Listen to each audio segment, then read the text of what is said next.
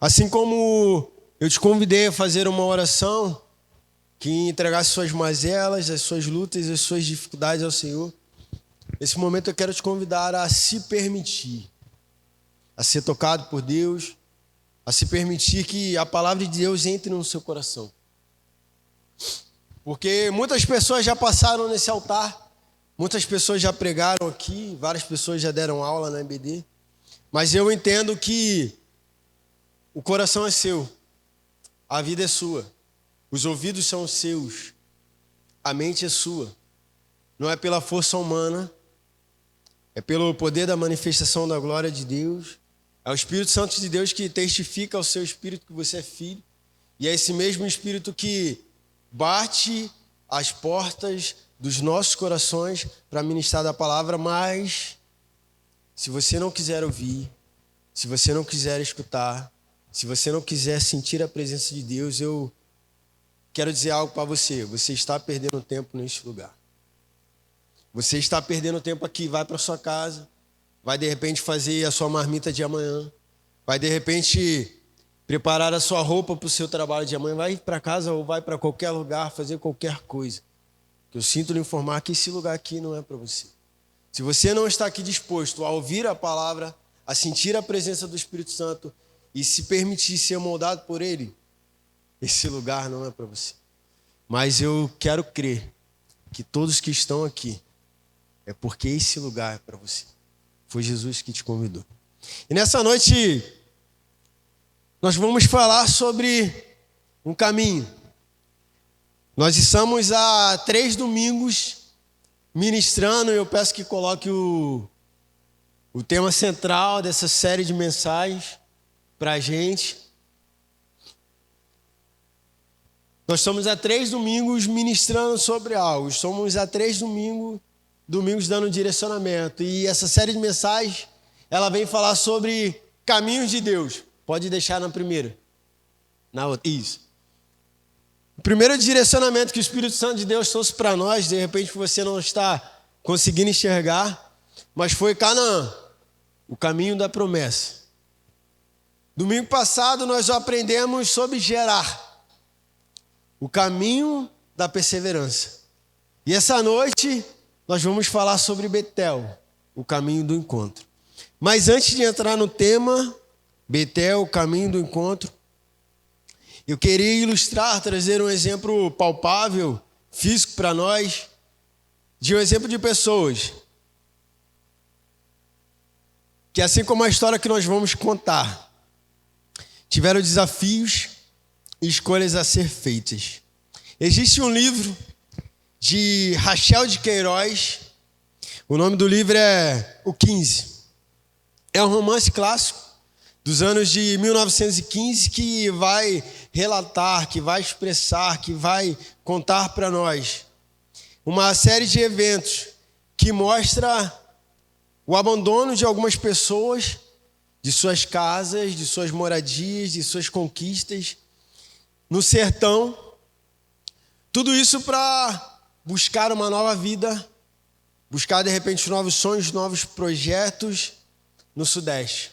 Pessoas que abandonaram tudo por conta de uma seca, por conta de uma dificuldade que elas estavam vivendo e foram atrás de uma luz de esperança. Foram atrás de algo ao qual se agarrar, porque entendiam que onde elas viviam não tinha mais o que fazer, os recursos estavam acabando. Perceberam que se continuasse ali, o final delas seria a morte. E por isso elas fizeram uma longa, exaustiva caminhada.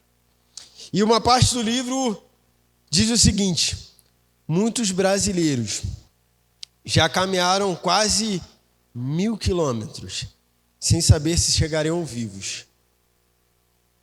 Não era apenas um turismo, era sobrevivência. Cada passo era envolto de dor, mas também de esperança. Betel, o tema da mensagem, Betel, o caminho do encontro. Vamos falar hoje sobre uma jornada que marcou a vida de um homem, sobre uma jornada que fez com que no futuro o seu próprio nome tivesse outro sentido, fosse mudado, tivesse outro significado. Vamos falar hoje da caminhada que Jacó precisou fazer para que a vida dele, para que ele tivesse um encontro verdadeiro com a presença de Deus, para que ele tivesse um encontro verdadeiro com os projetos, com os sonhos, com tudo aquilo que Deus tinha para ele. E hoje eu quero te convidar a fazer a caminhada que vai te levar a ter um encontro verdadeiro com Cristo, com Deus, e que vai te dar um destino, vai te dar um propósito, vai mudar verdadeiramente sua vida. Quero pedir que coloque em Gênesis capítulo 28, versículos do 10 a 22. Será a base do nosso diálogo, da nossa conversa, do nosso momento de aprendizado. Será a base no qual nós vamos refletir sobre alguns princípios e direcionamentos de Deus para as nossas vidas. Gênesis, capítulo 28, dos versículos 10 ao versículo 22, diz o seguinte.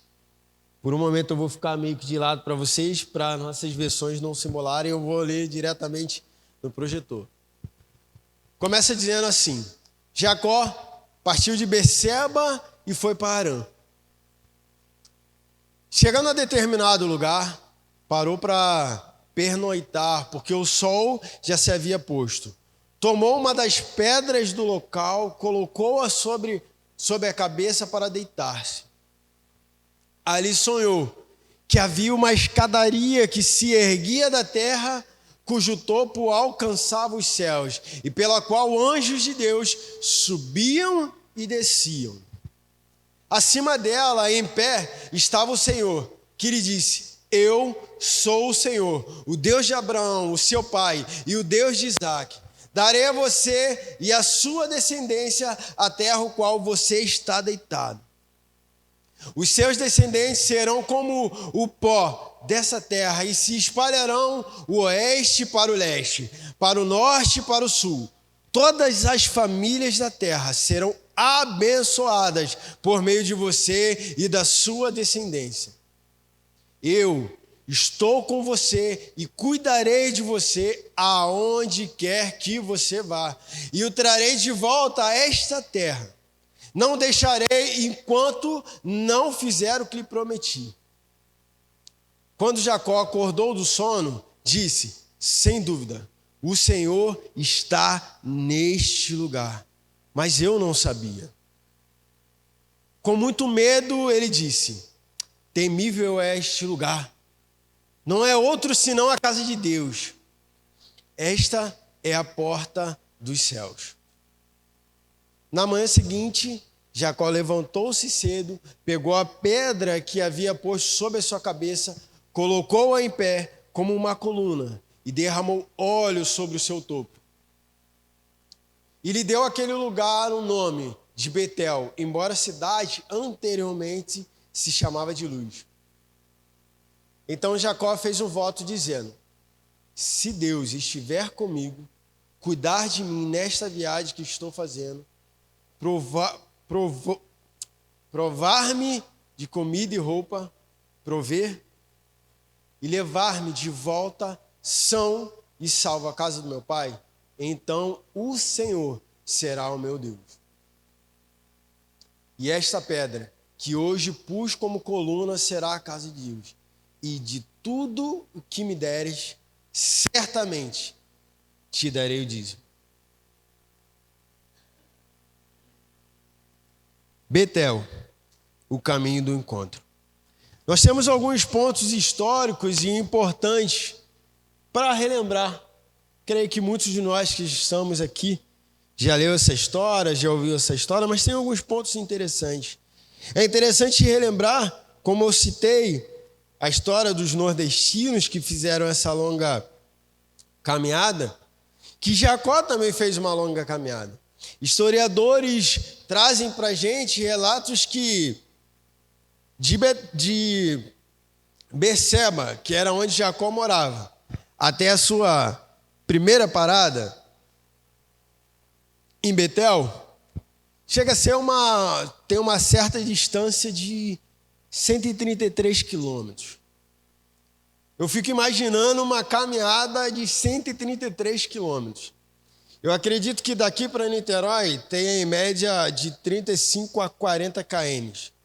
Já é um bom pedaço para andar a pé. E aí você fica imaginando uma caminhada de 133 quilômetros por solos não tão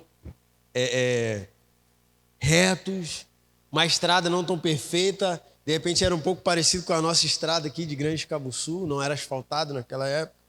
Como vários outros perigos e incertezas que ele enfrentou ao longo dessa primeira jornada. Mas dando sequência de Betel até Harã, onde era o seu ponto final, onde ele deveria chegar, estima-se de 800 a 900 quilômetros. E aí você imagina uma pessoa caminhar isso tudo. Você imagina uma pessoa fazer todo esse trajeto. Tudo em prol de algo, tudo em prol de um sonho, tudo em prol de um comando que ele recebeu. E dentro dessa verdade, dentro dessa história, nós, junto com o Espírito Santo de Deus, queremos aprender e nos permitir sermos ministrados em 3 pontos. Vamos refletir em 3 direcionamentos.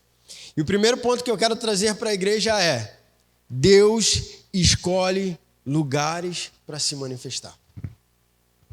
Deus, ele escolhe lugares. Eu costumo, às vezes, falar para o Ministério de Louvor, e eu comentei até na quarta-feira que nós bem sabemos, como bons servos do Senhor que somos, como pessoas assíduas na escola dominical. Amém, igreja?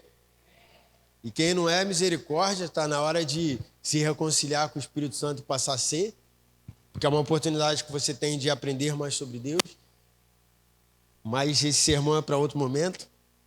Como assíduos que somos, sabemos que o nosso Senhor, nosso Deus, ele é onipresente, ou seja, ele está porém, ele escolhe lugares para se manifestar.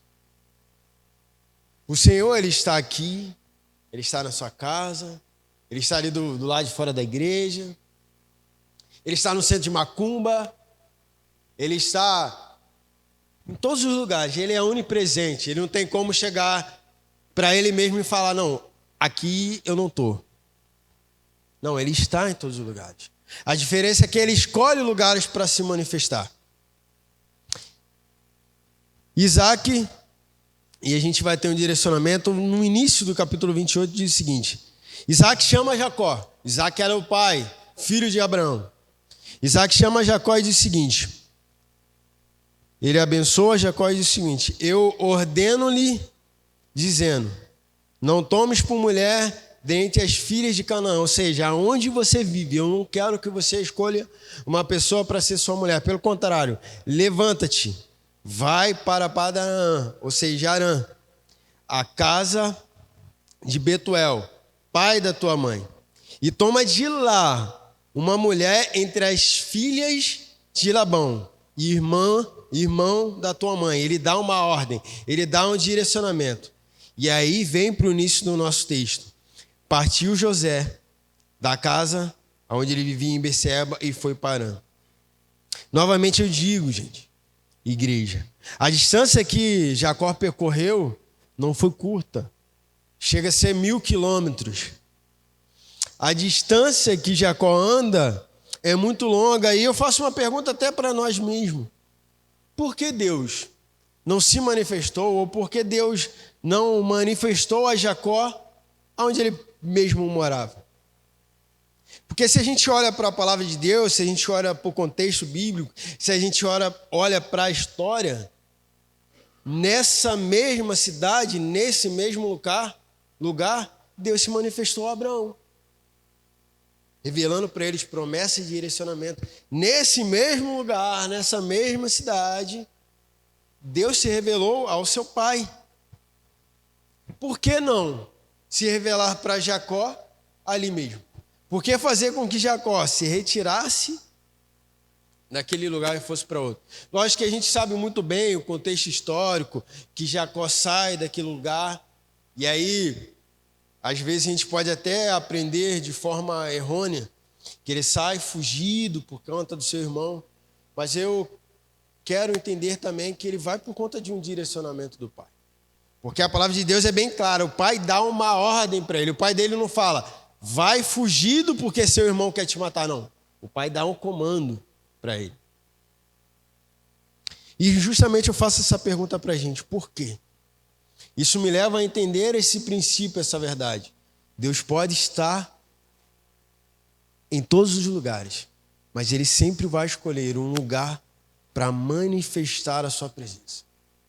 No Novo Testamento, vem trazer um direcionamento para a gente que diz o seguinte: vá para o seu quarto, no seu lugar de secreto, busque o seu pai em secreto, que lá ele vai se revelar a você. Ou seja, existe um lugar a qual o Senhor nosso Deus quer se manifestar. Existe um lugar a qual o Senhor nosso Deus ele escolhe para se manifestar. Mas isso traz também algumas verdades e direcionamentos para a gente. Porque a gente também poderia, de alguma forma, encaixar o nosso Deus em caixinhas. Ah, então, Júnior, você está me dizendo que Deus ele vai escolher só o meu quarto para manifestar a sua presença para mim. Então você está me dizendo que Deus vai escolher só a sua casa para manifestar a sua presença. Vai escolher só essa estrutura para manifestar a sua presença. Vai escolher só esse lugar para manifestar a sua presença. E assim como eu, Renan, Glaucio, temos aprendido com o pastor Álvaro, eu fiz uma frase para vocês. Renan costuma falar isso. E às vezes lá em casa eu até brinco com ele. Eu trouxe uma frase para vocês que diz o seguinte: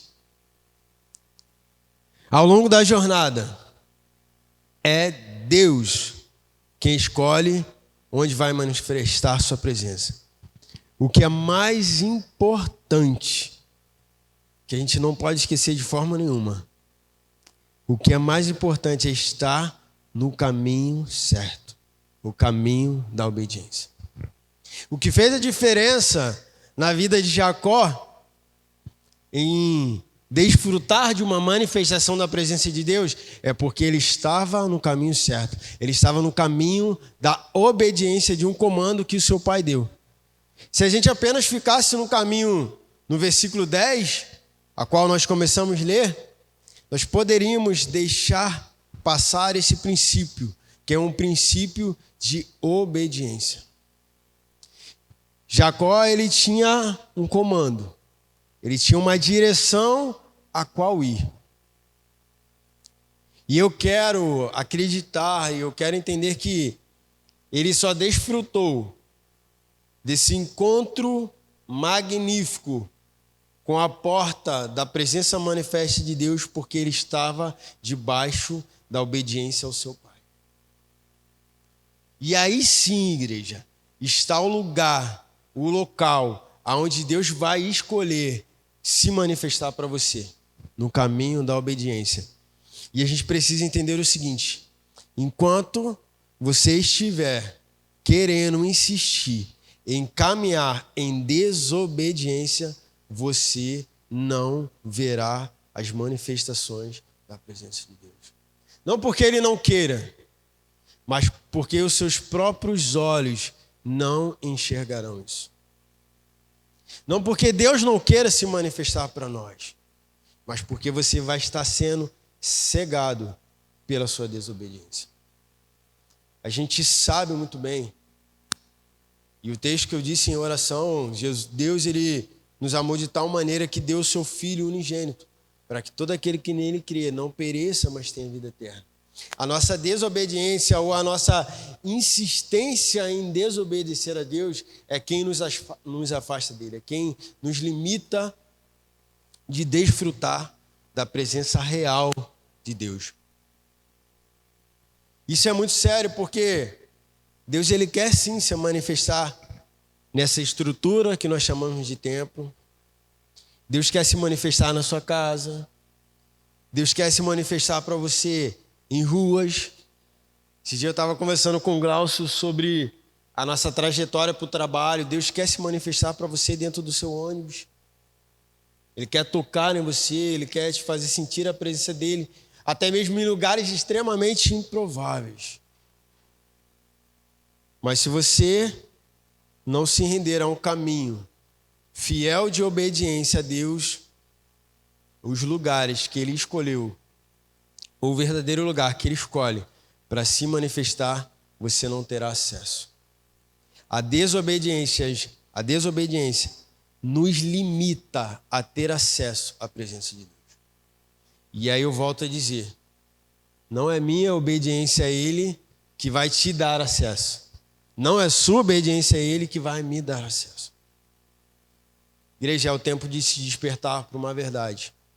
Ou a gente acorda para a nossa realidade cristã, ou a gente vai chegar no final da nossa caminhada, quando se encontrar com Deus, e as verdades que nós vamos ouvir dele é: aparte-se de mim, porque eu não te conheço.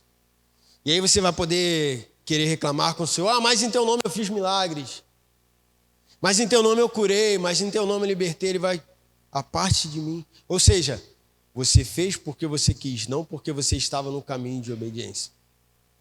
E dando sequência, nós vamos para uma segunda verdade, um segundo princípio, algo revelado para nós, que diz o seguinte: o encontro com Deus provoca mudanças no corpo, provoca mudanças na alma e provoca mudanças no espírito.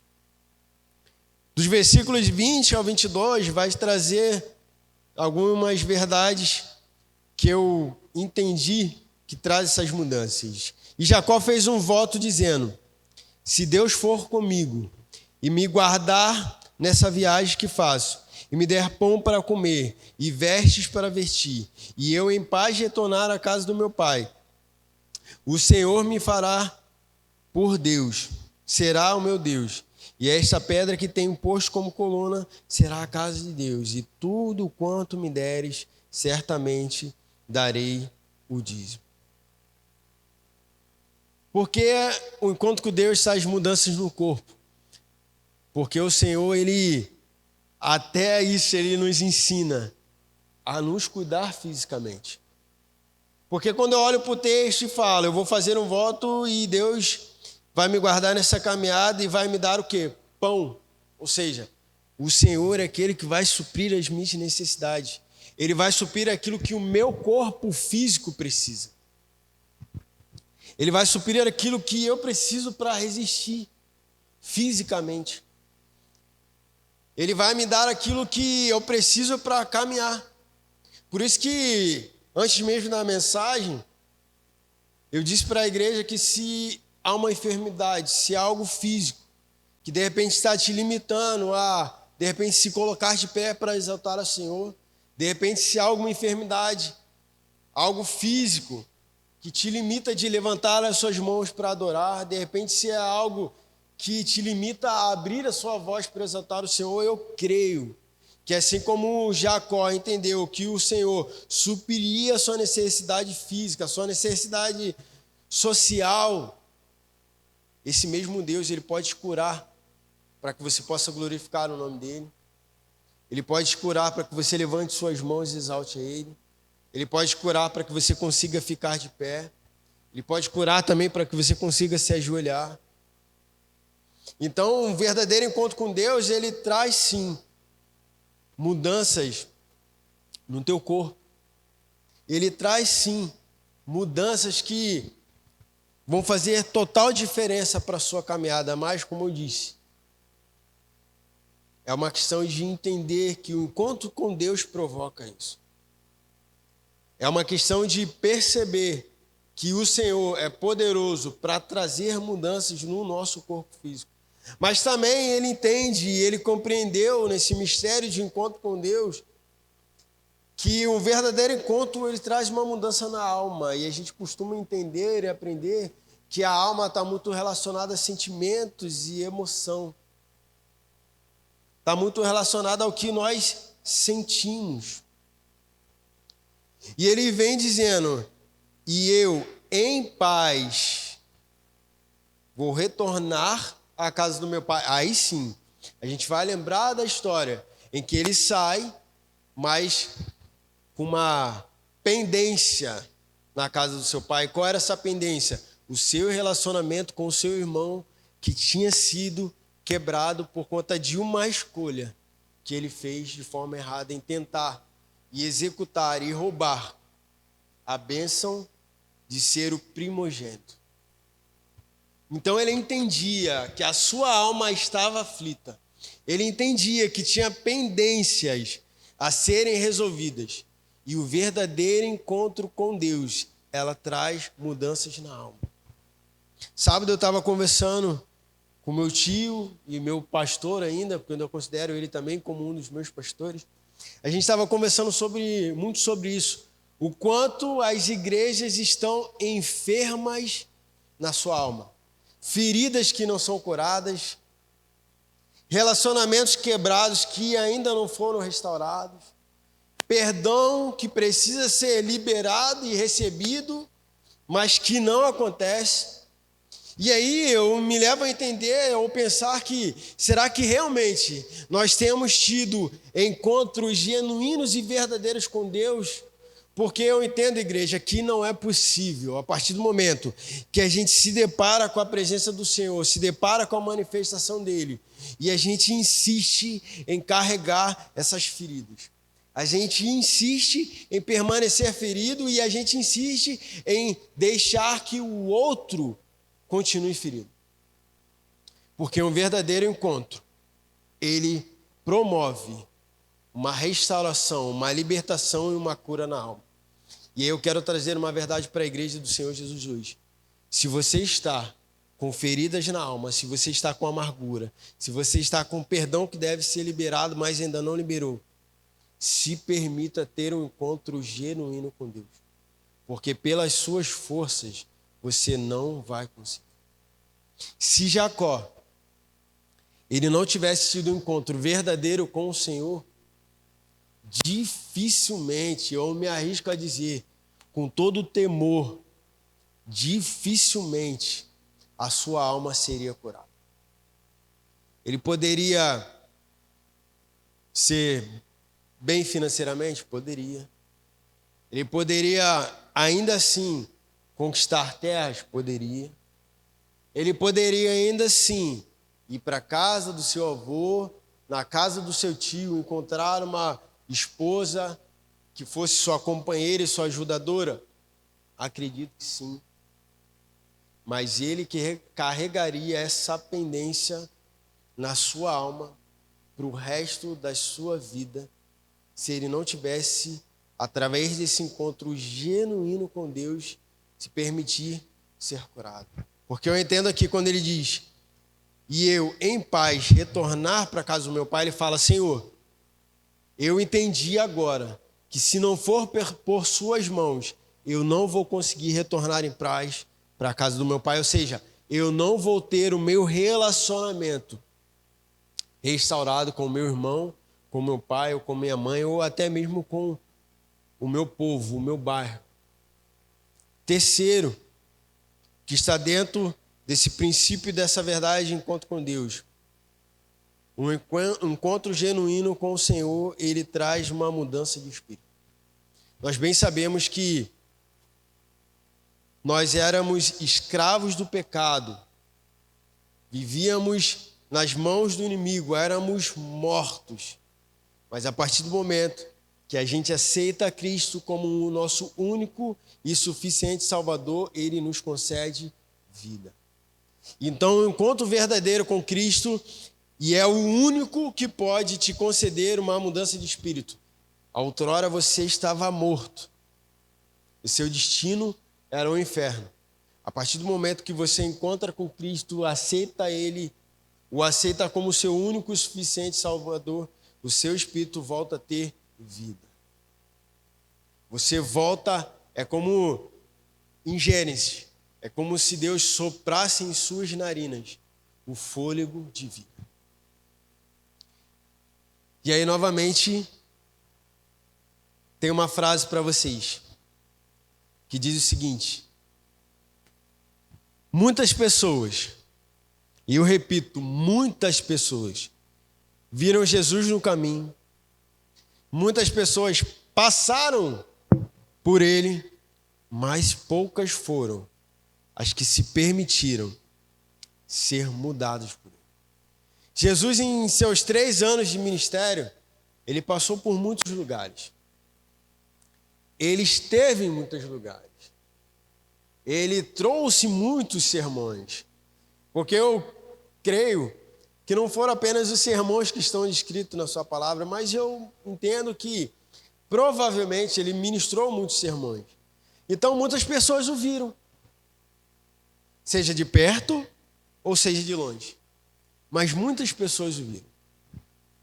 Muitas pessoas estavam ali caminhando com ele,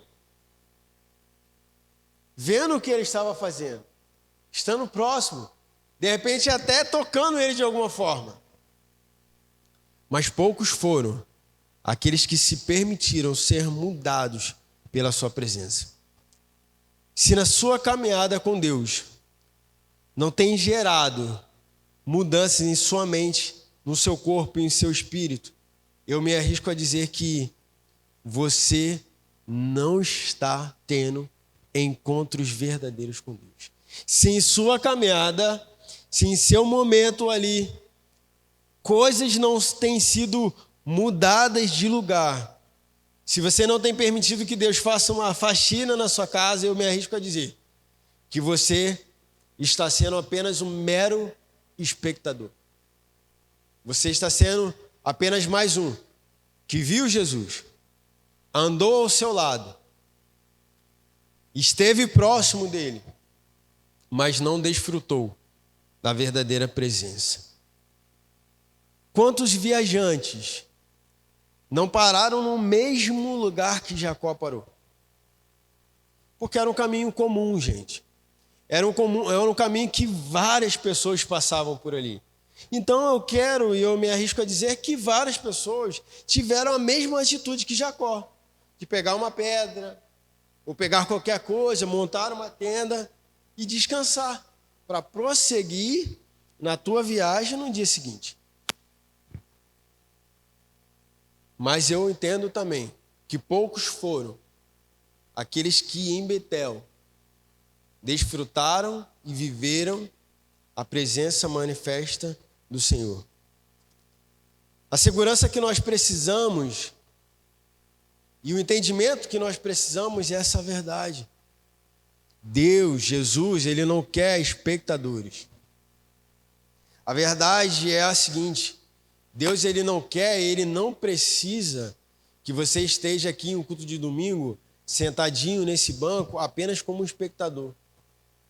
Ele não quer, ele não precisa que você se desloque da sua casa para estar aqui, para cumprir uma tabela. Ele não quer, ele não precisa que às vezes você faça um esforço sem entendimento. Ele quer sim, e nós precisamos que nós tenhamos um encontro genuíno e verdadeiro nesse caminho, nessa trajetória das nossas vidas. E aí eu volto a dizer, é uma escolha, é uma atitude, única e exclusivamente sua. E a terceira e última verdade que nós aprendemos é a seguinte, e isso aqui eu quero deixar para a igreja como algo que nós precisamos refletir muito. O mesmo lugar onde Deus se manifesta pode ser transformado em um lugar de desonra. E aí eu trouxe 2 textos, entre vários descritos na palavra de Deus, que trazem essa verdade para nós. O primeiro texto está lá em Amós, também vai ser projetado para a gente, no capítulo 14, que diz o seguinte: pois no dia em que eu puni as transgressões de Israel, e é interessante que Israel foi o nome dado a Jacó lá na frente, e que automaticamente passou a ser o nome escolhido para nortear ou classificar o povo escolhido de Deus. A partir do momento, e aí Deus está falando para todo o povo, a partir do dia em que eu punir as transgressões de Israel, também castigarei os altares de Betel Betel, outrora, até aqui, a partir do momento que nós caminhamos, tinha sido um lugar a qual Jacó falou que era lugar da presença de Deus. Um lugar onde ele via anjos indo em direção ao altar do Senhor, retornando para a terra, e o Senhor estava ali. E agora, Deus traz uma verdade para nós. Esse mesmo lugar que outrora foi um lugar de manifestação do Senhor, agora será punido, castigado, porque tinha sido levantado neste lugar altares, não para engrandecer e exaltar o nome do Senhor, mas para outro Deus. E as pontas do altar serão cortadas e cairão por terra. E um outro texto que eu separei para a igreja está lá em 1 Samuel, capítulo 22, que vem trazer uma realidade de uma família que tinha sido separada, reservada exclusivamente para engrandecer, exaltar o nome do Senhor e conduzir o povo dele a uma verdade da presença de Deus, e agora estava sendo ou se permitindo ser usado para a desonra. No capítulo 22 de 1 Samuel, capítulo 2, diz o seguinte, versículo 22, capítulo 2. Era, porém, Eli já um velho, e ouviu tudo o quanto os seus filhos faziam em Israel, e de como se deitavam com as mulheres que em bandos se juntavam à porta da tenda da consagração.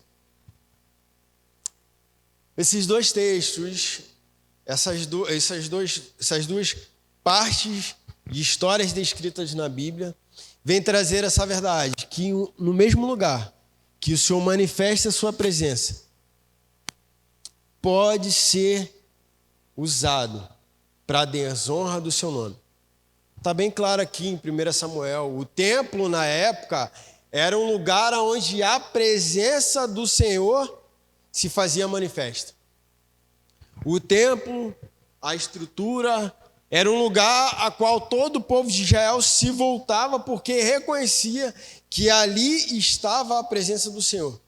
Mas esse mesmo lugar, por ter pessoas que não entendiam o seu chamado, não entendiam o seu propósito, não entendiam o que Deus queria fazer, usava como forma de blasfêmia, como forma de desonra, como forma de cuspir, assim como cuspiram na face de Jesus, assim como bateram em Jesus, assim como zombaram de Jesus. O que seria a maior representação física, manifesta do amor de Deus, assim como pessoas tornaram disso palpável, algo de tentar desonrar a presença de Deus, os filhos de Eli, o povo em que habitava em Betel, faziam a mesma coisa. E isso revela algo para a gente. A sua casa, ela deveria ser uma casa de reflexo em abundância da presença de Deus. O seu lar, a sua casa, ela deve ser um lugar da manifestação genuína da presença do Senhor.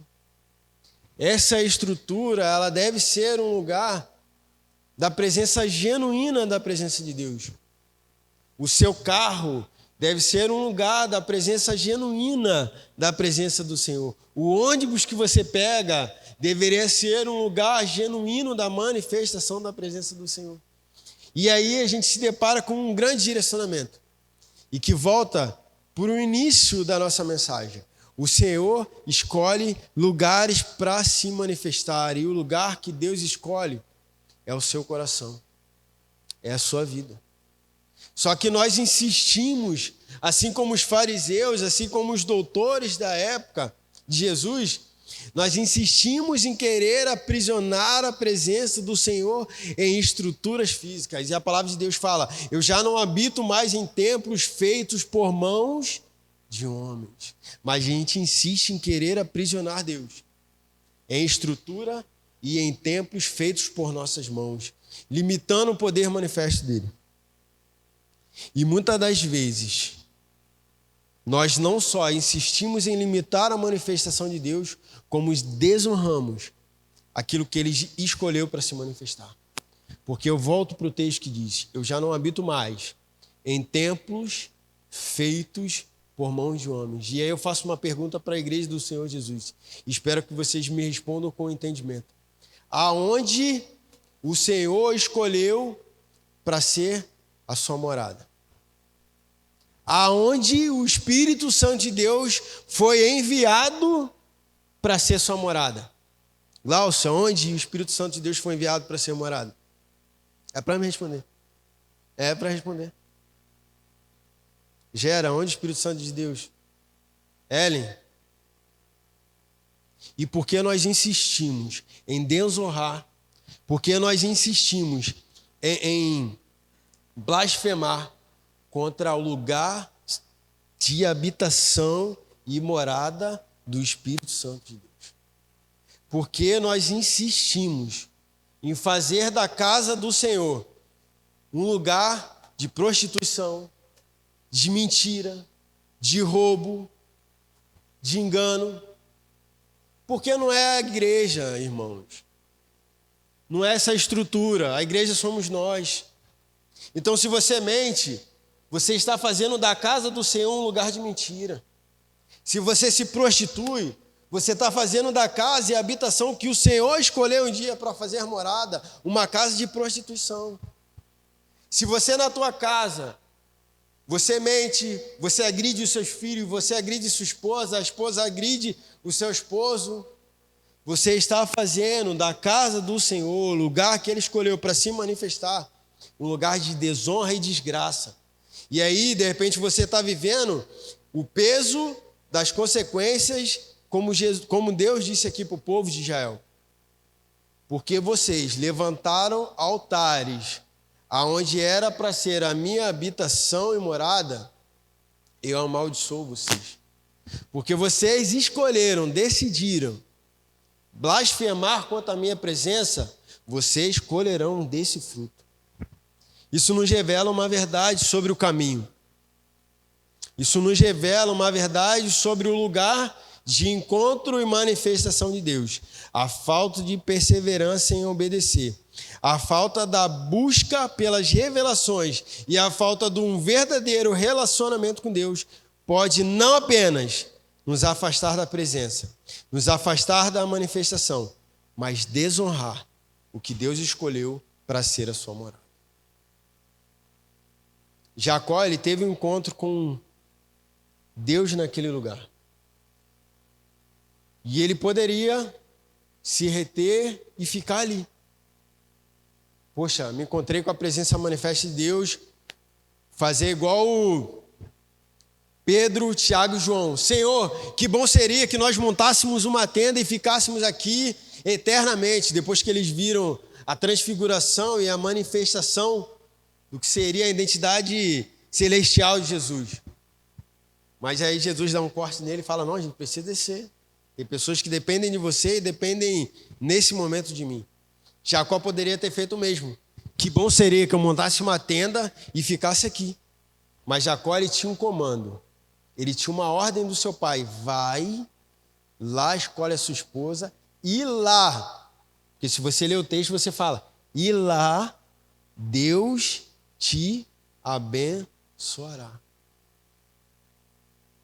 Então, igreja, se você quer desfrutar de um encontro genuíno com a presença de Deus, permaneça fiel no caminho da obediência.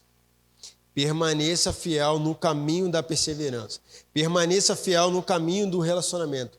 Porque senão, a sua vida será uma vida de completa mentira. E eu trago essa verdade para a igreja, eu trago essa verdade para mim. Se nós não nos despertarmos para a nossa realidade de vida, de relacionamento com Deus, eu me arrisco a dizer, e eu novamente falo, com todo o temor, estaremos vivendo uma eterna mentira. Não porque o nosso Deus não é verdadeiro, mas porque, como está escrito na palavra dele, se o meu povo ele perece por falta de conhecimento, ou seja, meu povo perece por não ouvir ou dar ouvido à verdadeira verdade. E a verdade, ela vem através da palavra de Deus. E aí eu quero trazer algo para você, adolescente, quero trazer algo para você, jovem. Se você tem um relacionamento, e relacionamento que eu estou falando é entre homem e mulher. Se você tem um namoro, e você não faz desse namoro algo que manifeste a presença do Senhor, e eu sei muito bem que você está entendendo o que eu estou falando, eu sinto lhe informar que você vai colher consequências extremamente amargas.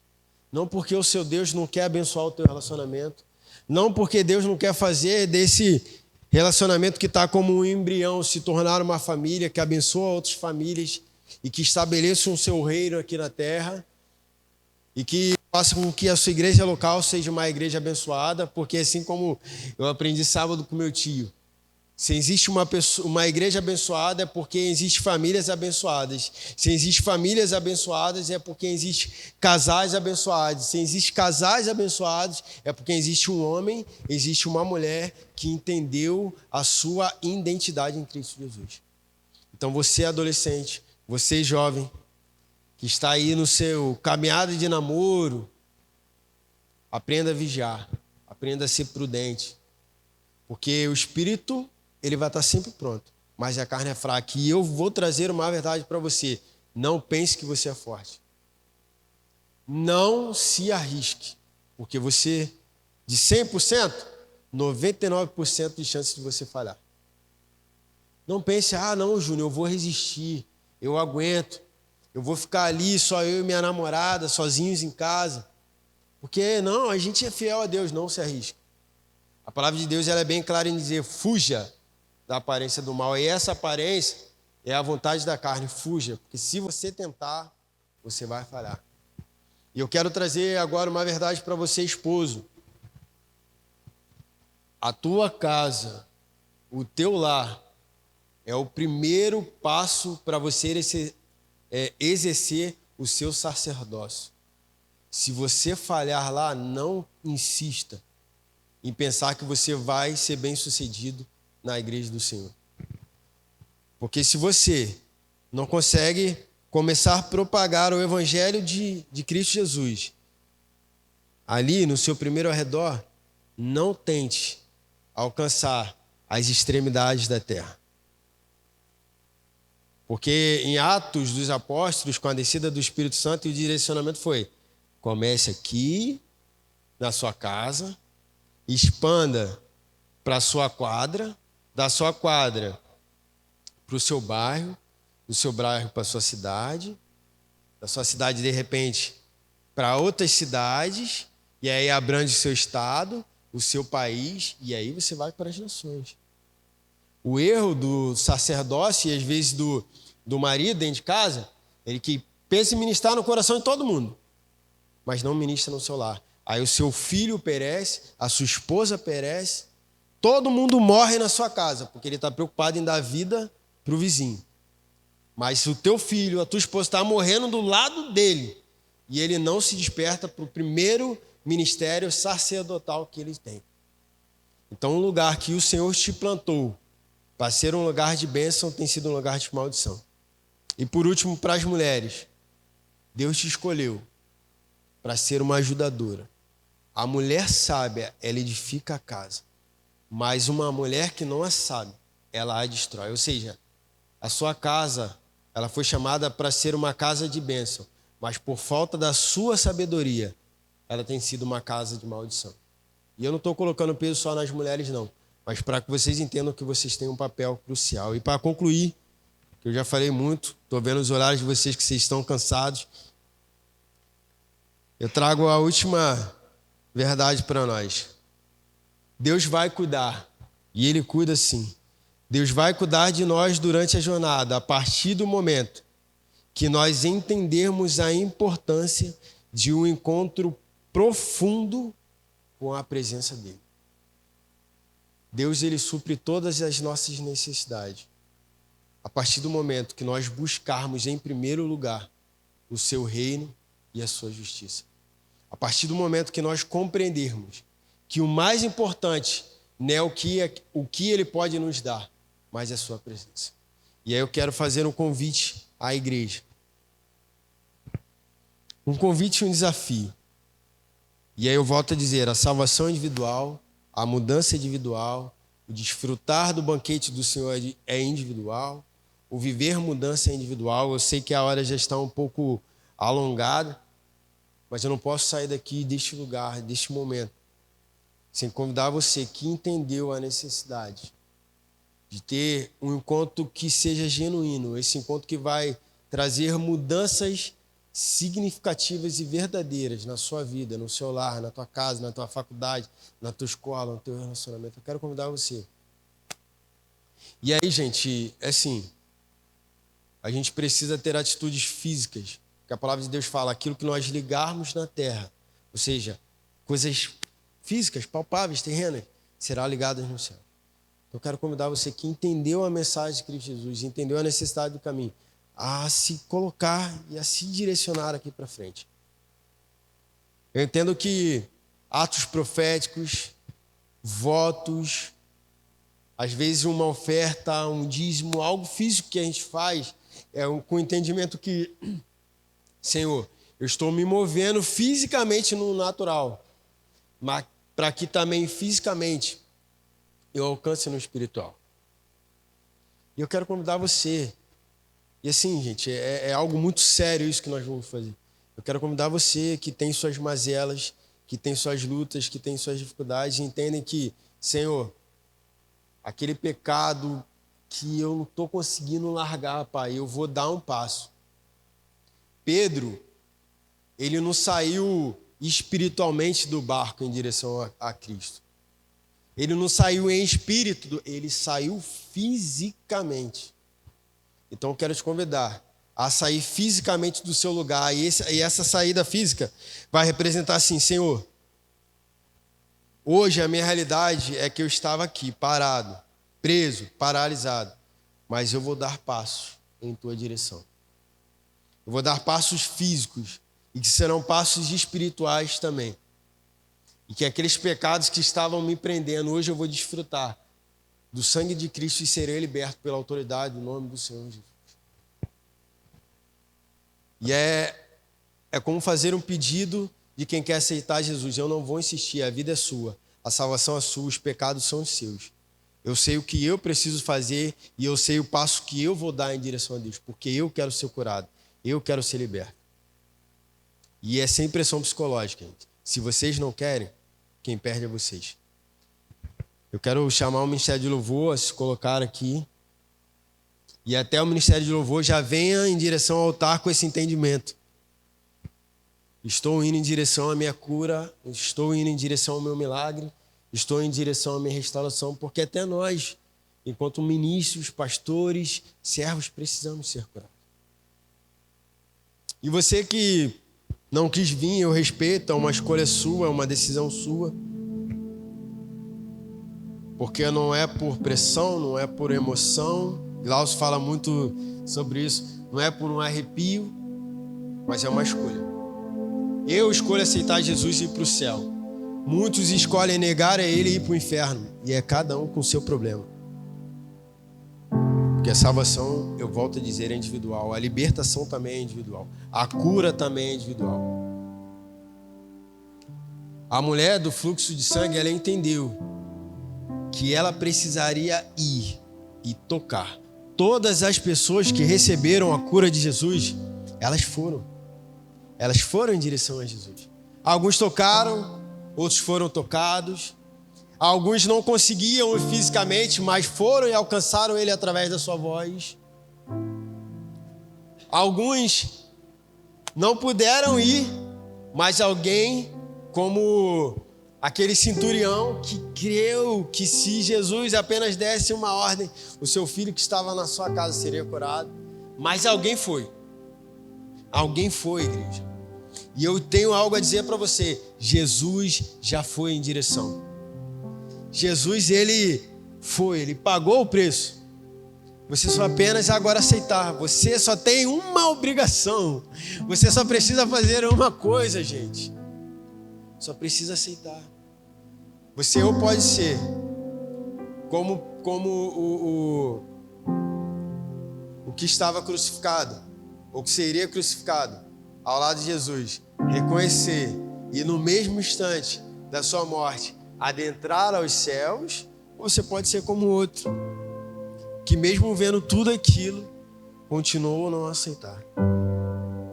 E novamente eu falo, não vou insistir, vamos fazer uma oração e até o Ministério do Louvor, se vocês querem receber a sua oração, aquele que pode e aquele que quer.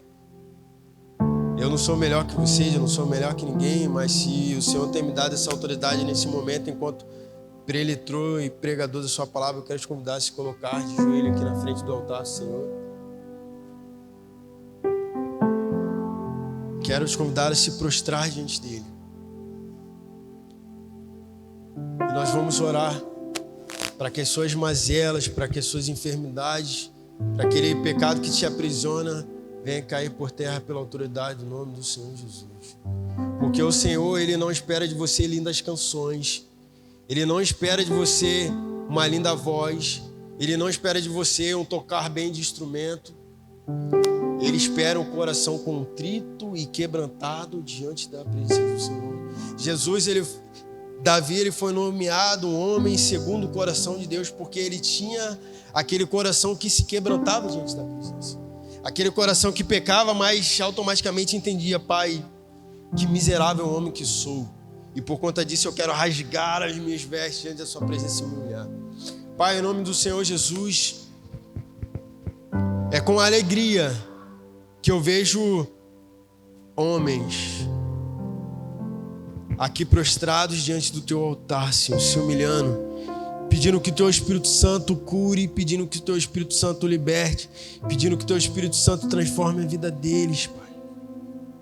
É com alegria que eu vejo jovens prostrados diante da tua presença, reconhecendo que nada são sem ti, reconhecendo que é o teu Espírito Santo que os guia, que é o teu Espírito Santo que os alimenta, que é o teu Espírito Santo que os fortalece, que é o teu Espírito Santo que cura, que é o teu Espírito Santo que traz restauração, Pai. Pai, é com muita alegria que eu vejo mulheres neste altar, Senhor, buscando restauração, que eu vejo mulheres, mães que acreditam na transformação de um lar, que acreditam na transformação da sua casa, que acreditam que através da sua oração, através do teu quebrantamento, através da leitura e da devocional, Senhor, o teu esposo, o teu filho, as tuas filhas serão ponta de lança em tuas mãos, Pai, para proclamação e expansão do teu evangelho, Pai. É com muita alegria, Senhor, que eu vejo mulheres que entendem que o Senhor a chamou para além de uma voz bonita, para além de uma boa administração, para além, Senhor, de saber mover ou conduzir um culto, mas a chamou, Senhor, para levar a salvação para o seu lar, para levar a salvação para os teus familiares, para que através da vida delas pessoas sejam restauradas. Pessoas que estão entregues às mãos de Satanás sejam libertas, porque as portas do inferno não prevalecerão sobre a tua igreja.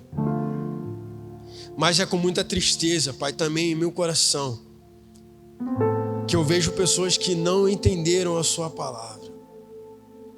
É com muita tristeza, e eu imagino Jesus em toda a sua caminhada e em todos os seus momentos de ministrar, vendo pessoas que não compreenderam que Ele era o Messias, que Ele era o Cristo, que Ele era o Redentor e Salvador das suas vidas. E a única coisa que eu peço é: tem misericórdia, porque eles não sabem o que eles fazem, Senhor. Tenha misericórdia de nós, nos momentos que não sabemos reconhecer a Tua grandeza e a Tua autoridade, Pai. E nos perdoa, Pai, por toda a cegueira espiritual a qual a Tua igreja vive, Pai. Perdoa eles, Senhor. Nos perdoa, Pai. Mas eu peço, assim como o Senhor fez com aquele jovem que estava com o profeta, abre os nossos olhos para enxergar além do que os nossos olhos humanos enxergam. Essa é uma oração que eu faço, Pai. colocando também a minha vida diante de Ti, Senhor. Venha me curar, venha me libertar e venha restaurar todas as vezes que eu preciso ser restaurado, para que eu desfrute verdadeiramente da vida que o Senhor escolheu para que eu vivesse. É isso que eu oro e te agradeço. No nome do Senhor e eterno Jesus. Amém. E amém, Pai.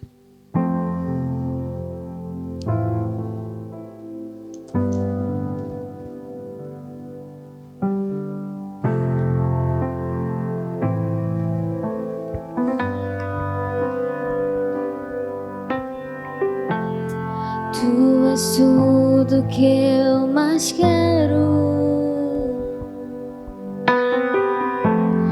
O meu fôlego, tu